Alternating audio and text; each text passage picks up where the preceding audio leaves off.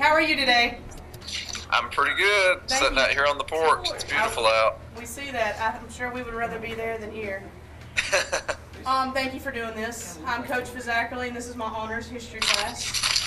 Thank y'all so much. No problem. For reading the book. Oh, we enjoyed it.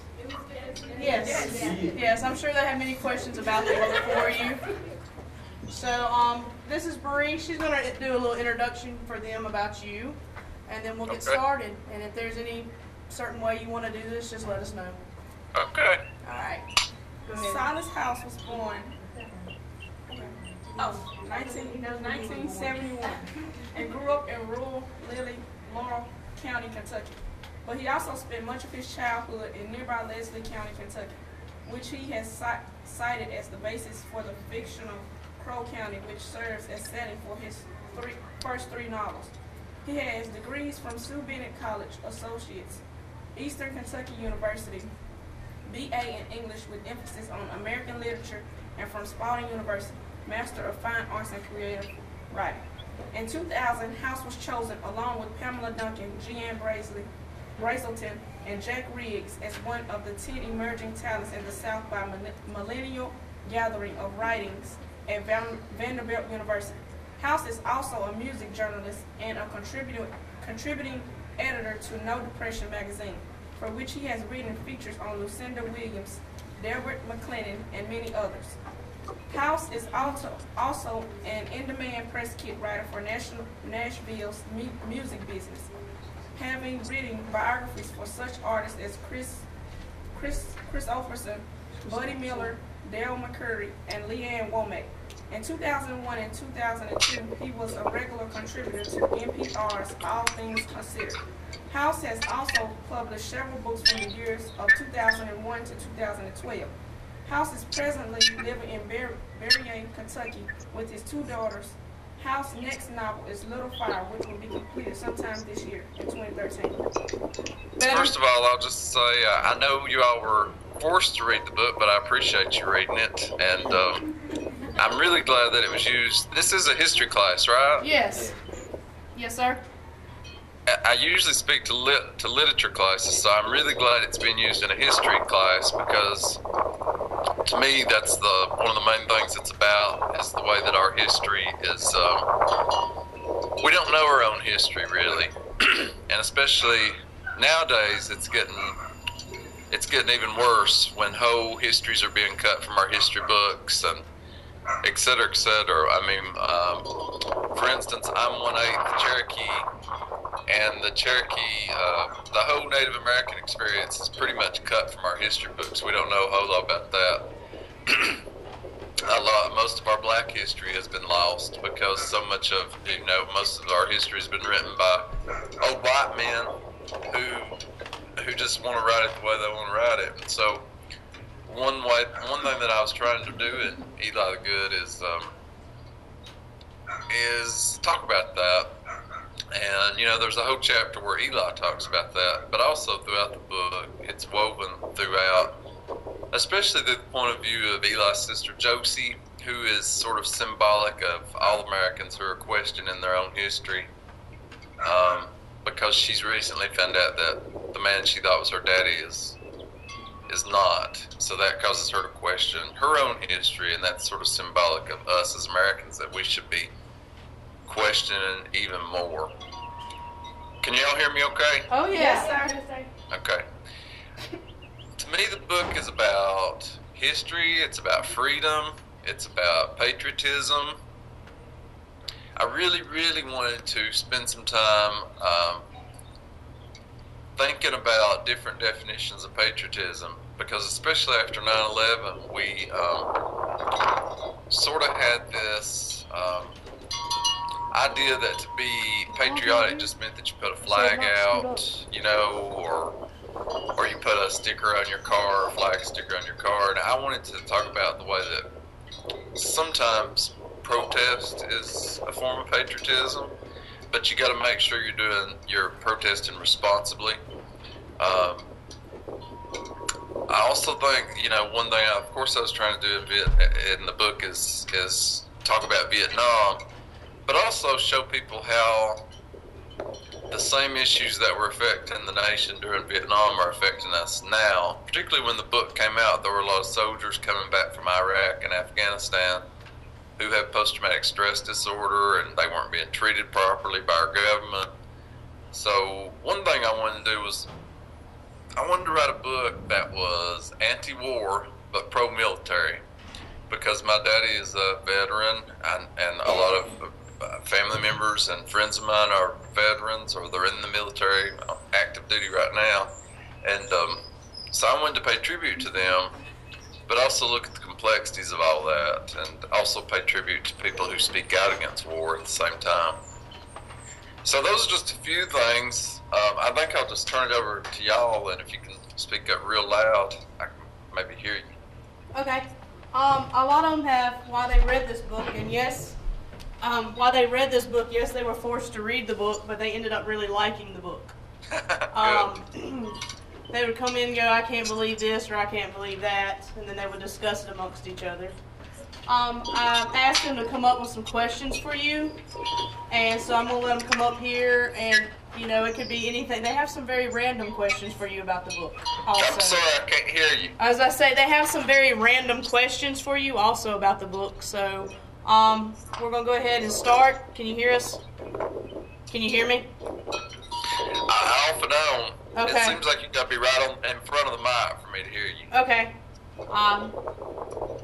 Yes. I'm glad to answer anything. So Okay. whoever right. has a question, just get as close to the mic as you You'll have to can. come right over here, and the mic is around here, so you'll have to get. My question is Bend down and talk loud. My question is, what inspired you to write this book? Well, it's a pretty autobiographical book. I mean, I was raised in the same house with a man who had post-traumatic stress disorder, so I stayed pretty scared as a child. I mean, he was never abusive in any way. I don't want to believe people think that, but you never knew when he was going to go off and throw something or get real mad. I mean, he would throw whatever was nearby, he would throw it. Didn't matter if it was a glass or a TV, both of which I've seen him throw. He would just lose his temper so quickly. And the main thing was that we couldn't really get mad at him because we knew it wasn't his fault, because he had post-traumatic stress disorder, and it's not like you could blame it on him. So we didn't know what to call it then. We didn't know what PTSD was. We just called it the war. And so I wanted to write about what that was like to grow up as the child of a Vietnam vet and somebody who was really proud of the way my father had served my country, but also from the point of view of somebody who's been a part of protest movements and been involved in that, and how I want to make sure that when I'm protesting things that I'm respecting everybody involved and not making people out to be villains, but making sure that I'm putting the blame on the government or, these large entities who do the real damage. Also, I was really inspired by just how similar the United States in the days after 9/11 was to the United States in the days during Vietnam and right after Vietnam, and how divided we were as a country. A lot of the people in the book are based on real people from my childhood. Josie's based on my sister, who was always real rebellious. She had these pair of pants that, just like Josie's, that looked like the American flag. My parents hated those pants. Mostly, I hated them because they looked like the American flag, but also because they were so tight. And she always wanted to be as, the tighter the pants, the better, the shorter the shorts, the better. She believed in, if you got it, flown it, I guess. I also grew up in a neighborhood a lot like the one Eli grows up in, where we knew all the neighbors, and the children, we just rode our bicycles all day long, and we stayed out in the woods, and we played in the creek, and I had a next door neighbor. It kind of set me apart from everybody else as a child, because my best friend was a girl, and that wasn't really, that wasn't encouraged for the genders to mix much as children. So people made fun of me because my best friend was a girl, but she was tougher than most of the boys I knew. I mean, just like Edie, the person I based it on, she was always fighting all the boys on our road, and she was always she whooped every boy on our road, including me several times. So she earned her respect, and so of course I based Edie on her. The scene in the book that was hardest for me to write is when Eli betrays Edie, and he tells her something like, your mother left, and he's just really terrible to her. I hated him for doing that, but I also thought it was a realistic scene in that children turn on each other very easily, and I think we all do that, and then we have to seek forgiveness. He had to, he's trying his best to be good. That's where the title comes from, and so he has to mess up every once in a while, to try to be better. What else? All right, next. Who else wants to go? Come on, man. Once in a lifetime. Come on up here. Then you gotta lean close into the laptop. With that long finger. Okay, speak clearly. What was your inspiration for making Nell the aunt and making her the way she is? Nell is probably the most, I made her up from scratch. She's very fictional. The main thing is that the only way I could really, show you everything about how upset Stanton was as a Vietnam vet is if I put sort of an antagonist with him, and so I thought it would be really interesting to have a Vietnam veteran living in the same house as a Vietnam War protester.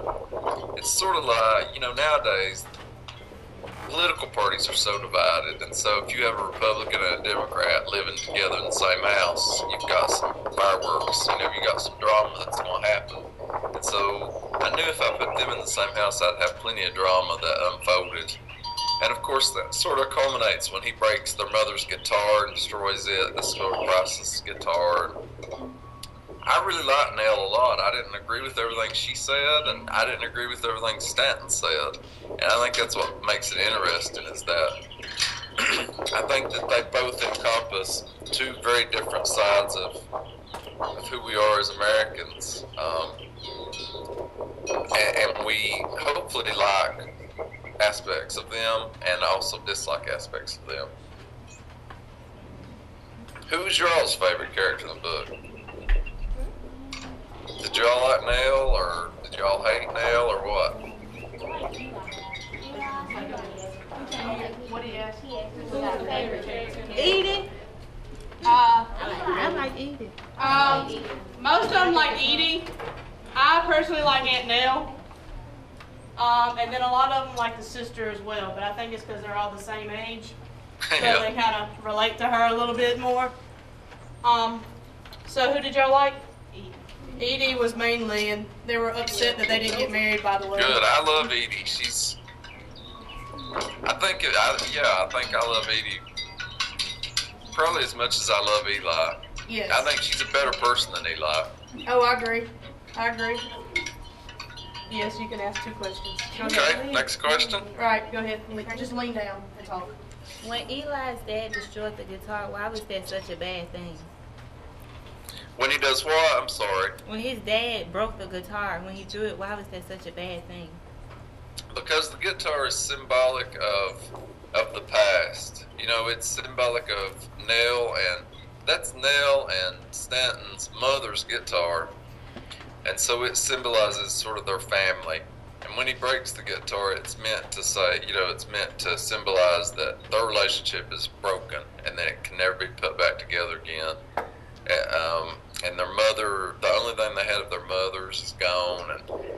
And also, I just can't stand to see a musical instrument destroyed. I hate it when people break up guitars on stage and stuff like that. I mean, I play the guitar and I love music so much, and so I think that it's a pretty powerful moment when he destroys that guitar that way, especially because it's meant also to illustrate that people with PTSD, they do things that they really regret. They have no control over it in the moment. It's something that takes, it overtakes them. So much of PTSD is tied up in temper and things like that, and he just loses control and he hates himself in that moment. Good question. Okay, I have another one. Okay. when the connection with Eli Eden and the tree that you like trees when you was a child. I can't hear you. I'm sorry. You're going to get right on the mic. What was the connection with Eli Eden and the tree that you wrote about? What was the connection between Eli and the tree? Yes. Is that right? Yes. Bend down and speak loud. Well, that's pretty much based on when I grew up. I always, anytime my father would have one of his spells, I would always go to the woods to get away from that.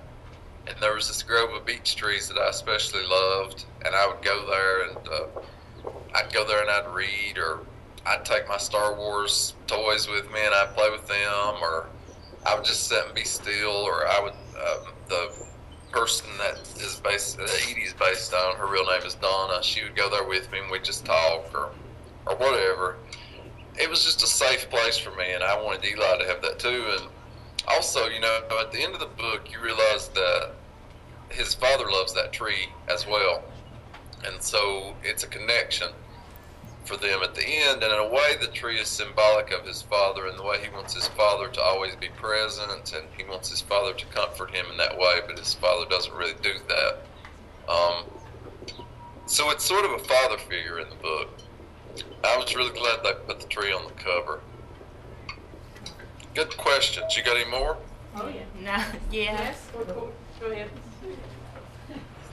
Now you gotta lean down and speak loud. Y'all speak loud. Okay.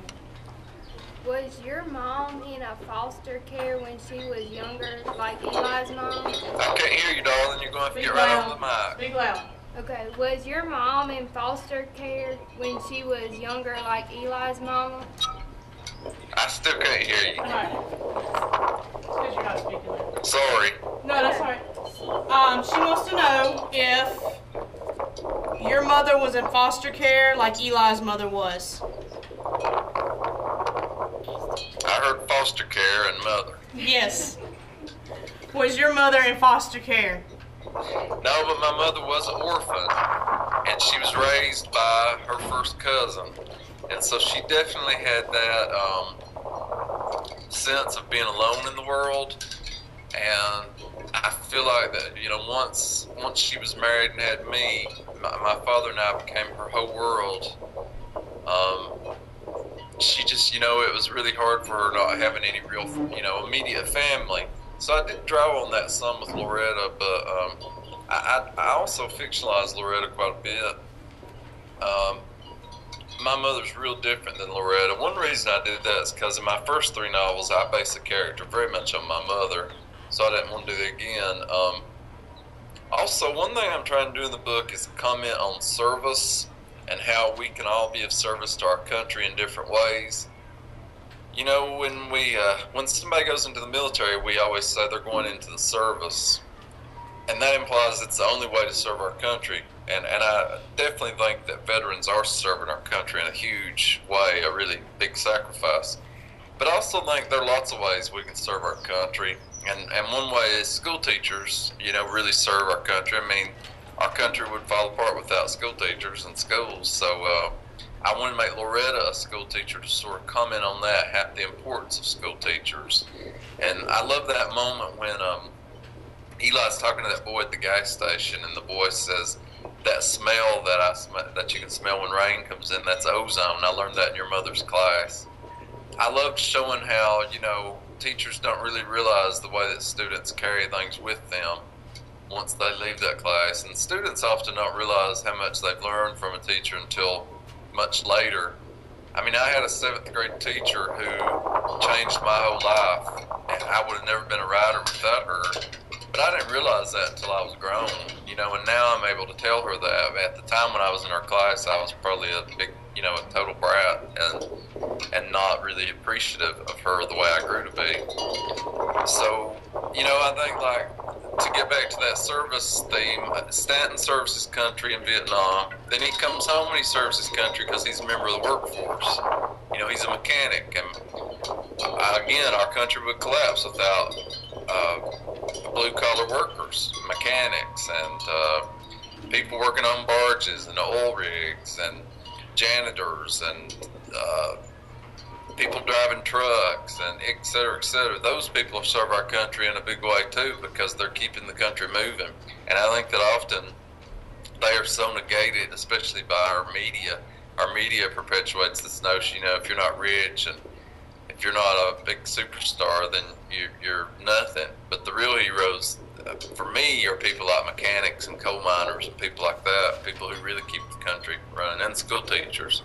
Nell has been of service to her country because, she's a protester, and without protest, nothing would change.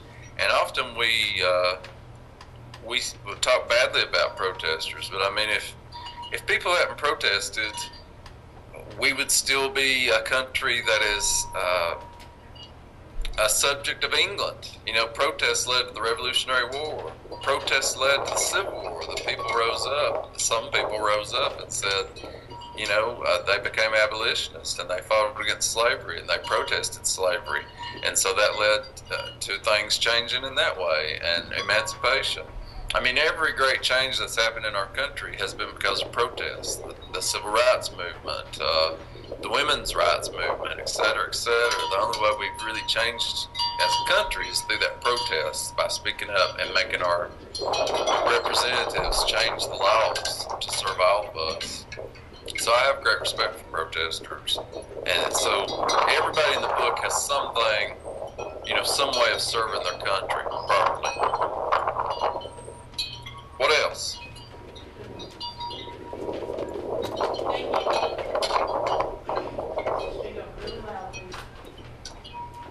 How did you get the idea to make Eli so sneaky?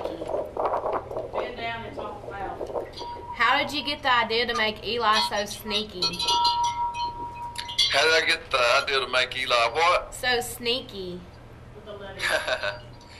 Because that's the way I was when I was little. Most writers are that way. Most writers are eavesdroppers and they sort of spy on people. That's how you get the good stories, by sneaking around and eavesdropping on people. That's the only way also. One thing that, if anybody has a parent who's a veteran of war, you probably know that lots of times it's real hard to get information from them. You have to really drag it out of them, and they don't want to talk a lot about their time in serving in a war.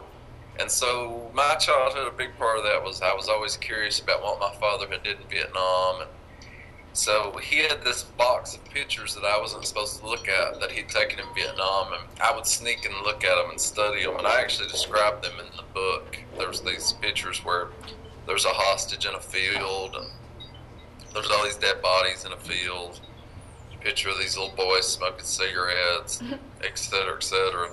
They were pretty gruesome pictures to look at, but they told me something about my father's time in Vietnam that I really need to know.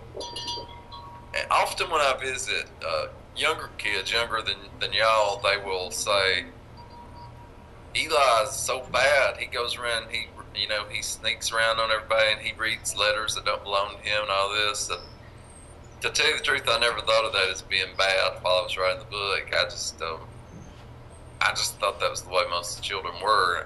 It's the way I was. And still, as a writer, I spend a lot of time eavesdropping on other people's conversations and et cetera. Yeah, that's what you got to do. I think it makes Eli more complex. We wouldn't really like him if he was all good. If he was too goody-goody, we wouldn't like him. Anything else? We got a couple more. You have the Okay. time. Speak loud. I know you can speak loud.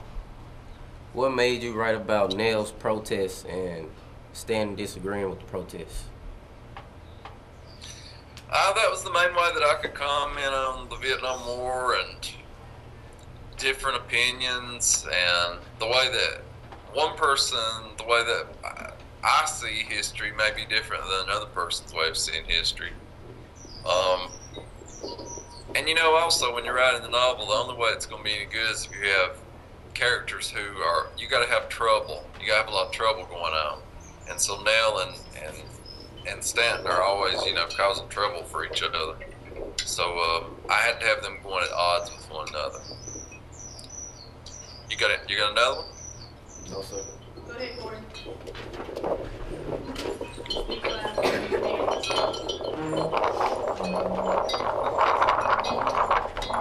In the epilogue, why didn't Eli marry Edie first since they were such good friends as children? I couldn't hear you. In the epilogue, why didn't Eli marry Edie first since they were such good friends as children? Why are Edie and Eli such good friends as children? No, why didn't they get married first in the epilogue? I can't hear it at all. Sorry. I think it says weird. That mic's tricky. Yeah, sorry. They want to know why didn't Edie and Eli get married? You know, in your epilogue, they meet back years later. They want. They hear you. Okay. They want to know why you didn't. Why Edie and Eli didn't get married. Did you hear me?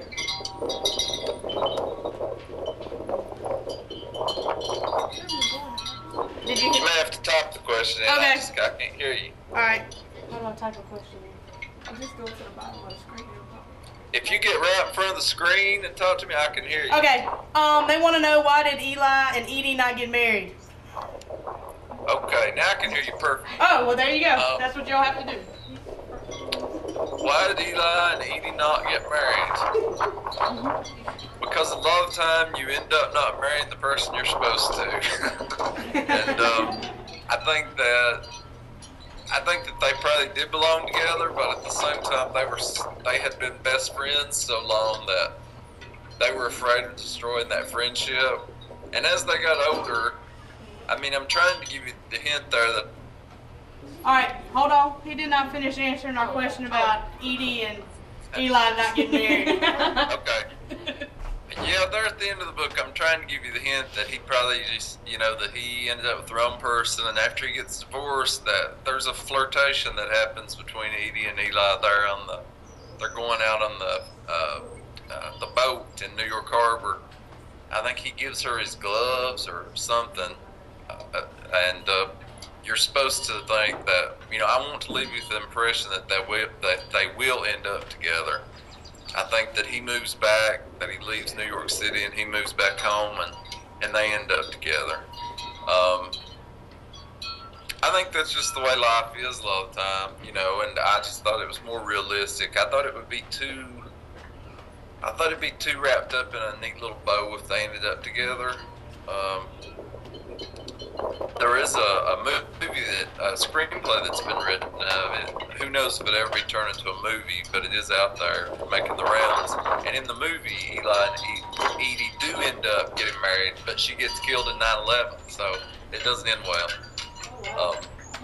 Things get changed some in the movie, but there's a movie coming out? anyway, I wanted them to be together too, but I just didn't feel like it would be realistic. No. Did you just say a movie is being made about this book? If you get a little bit closer, I can hear you. Did you just say there's a movie being made about this book?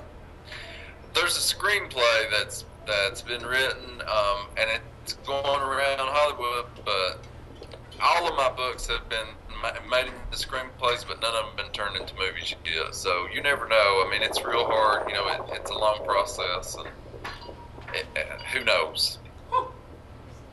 Questions? Go ahead, and then you'll be next. Right in front of them and speak loud.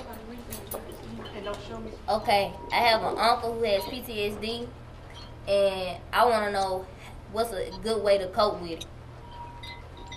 Say it one more time. I'm sorry. I have an uncle who has PTSD, and I want to know what's a good way to deal with it. Oh, that's a good question. My father never did deal with his PTSD until I was grown. After I had left the house, he went to the Veterans Administration, and he started to see a therapist, and that helped him more than anything to be able to talk about it. They have ways of drawing it out of them so that they can talk about it, and they also put him on an exercise regimen, and and he was treated medicinally too with a prescription that helped his chemical imbalance. So, just going to the VA and talking to people about having PTSD is the big thing. This book is being used a lot in PTSD classes and in the military, and they're dealing with PTSD. So that's one of the best things to happen with this book, I think, is that it's being used that way. And I work quite a bit with the VA, the Veterans Administration, when I was writing the book to make sure that I got everything about PTSD right. Good question. Anybody else? Plenty.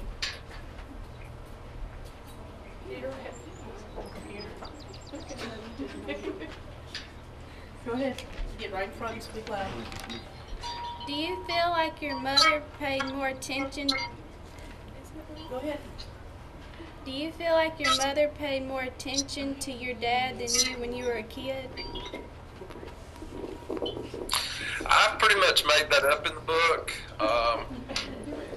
The thing that I am drawing on there is that my parents were really, really crazy over each other, and everybody else that I knew, their parents they fought all the time. And most of the people, when I was growing up, most of the people in my community, their parents got divorced or separated. And so I was different in that my parents were really in love with each other. And I guess sometimes I did feel like that they were so caught up in each other that I was invisible, but I never really, was as jealous about it as Eli is. I just thought that would be interesting for him to feel more alone and to feel invisible. And really, I hope that you learn at the end of the book that he's wrong about that. He thinks his parents don't really care about him, but at the end of the book, I want people to know that they do. And I think a lot of kids feel that way when they're growing up. They don't feel like they're getting enough attention, or they misread the way that their parents act. And so I wanted Eli to be confused about all that. And there at the end, his mother tells him, "I'd die for you, I'd kill for you." And of course, then his daddy at the very end finds him at that tree, and you feel this connection between them happening. So I wanted to leave you with the impression that they are really good parents. Got another one? Go ahead, Austin. Speak in front of it, speak clearly, and then we're on. Did your sister really date someone like that in the book? Can you repeat it? Did your sister really date someone like that in the book? I still didn't get it. I'm sorry. Maybe if you lean down a little bit. Lean down. Did your sister really date someone like that in the book? Did my sister really date somebody like Charles Asher? Yes, sir. She dated a lot of boys like Charles Asher. That I ended up liking them better than she did because she just treated them awful. She went through one boy after another, and she wasn't much for keeping anybody around long. So I based Charles Asher on a lot of really sweet guys that she dated and did wrong. She was sort of like, the stereotype is that a guy treats girls really badly and just sort of cast them to the curb. But that's the way my sister always was. She didn't have much use for anybody long. She got what she got out of them and moved on. That's just the way she was, and she just had a good time. Thank you. What was the symbolism with Nell's smoke being blue? With Nell's what? When she smokes a cigarette in the book, Eli says that the color of the smoke was blue. Oh. There was no symbolism there. It's just that, it's just a different way to describe the smoke. And cigarette smoke does have a more bluish cast to it. And that was one thing in the book. She has cancer, and the book it is a young adult novel, so that was one thing they were worried about, was her smoking all the time. But my argument was, you can't have a book set in the 70s and not have people smoking, because when I was growing up, everybody smoked. Every picture of me as a child, I'm sitting in somebody's lap and they got a cigarette hanging out of their mouth. So I thought I had to be true to the time period and have her smoking. Lean down, speak loud. Why did you ever say that Nell had cancer? Hello, I didn't hear you. You have to come more to the center. Why did you ever wrote that Nell had cancer? I had to have a reason for her to come back home. Mainly, that's why she has cancer. Also, she is really, when people are sick, they start to re-examine their lives and to question, to make, they want to make amends with people. And I felt like she was doing that too, that she was going to be true to herself and stick up for herself, but she's also trying to, she really wants her relationship with Stanton to be better and to get back on track. She wants him to understand that how much she cares about him. And so I felt like that her having cancer would be the real impetus for her to do that. Good question. Anybody else? Anybody else? You got a question, Bruce? Yes. Alright, we're gonna let this be the last question. No one else has questions. Why did the book end the way it did? Well, I felt like I had to wrap some things up at the end, and I felt like the main thing I wanted to wrap up was I wanted you to know that this family ends up being okay. I didn't want to come right out and say this family's okay. I wanted to show that, and so that's why Eli has sort of been invisible to his parents throughout the book, and at the end, his father finds him in his secret place. So you know that he and his father have this connection of the tree. You know that his parents are watching over him more than he thought. And then he and his father walk off the hill together, and they go back to the house. And the last line, I can't remember it right now, but the last line is meant to give you the impression that everything's going to be okay. But the book sort of has two endings, because before that we go more to the present when his father dies. I thought that I had to show the toll that war takes, that war eventually gets the soldier. That I wanted to show how much soldiers sacrifice for their country, especially when they serve in a war. And eventually that war killed his father because it was just too much for him to bear, and it caused him to have a heart attack. And so I wanted to wrap it up that way. I thought it was realistic. I hope it makes you care about the family, and it makes you remember them. I also didn't want to answer all the questions. I wanted you to wonder about some stuff, because then you carry the story with you longer. We're going to wrap it up. Hey, we're going to wrap it up. We appreciate every bit of your time. This has been great for us. It's been very special for us, actually. We've never done anything like this before. So we thank you very much. Thank you. I hope when I'll do my next book tour, I can come see y'all in person. Oh, that would be great. Look, that would be. Us in person. I put y'all's picture on my Facebook page, so go check it out. Oh, that's awesome. Thank you so much, and thank you for your time again. We appreciate it. Tag me in. Thank y'all. Thank you. Take care. All right, bye-bye.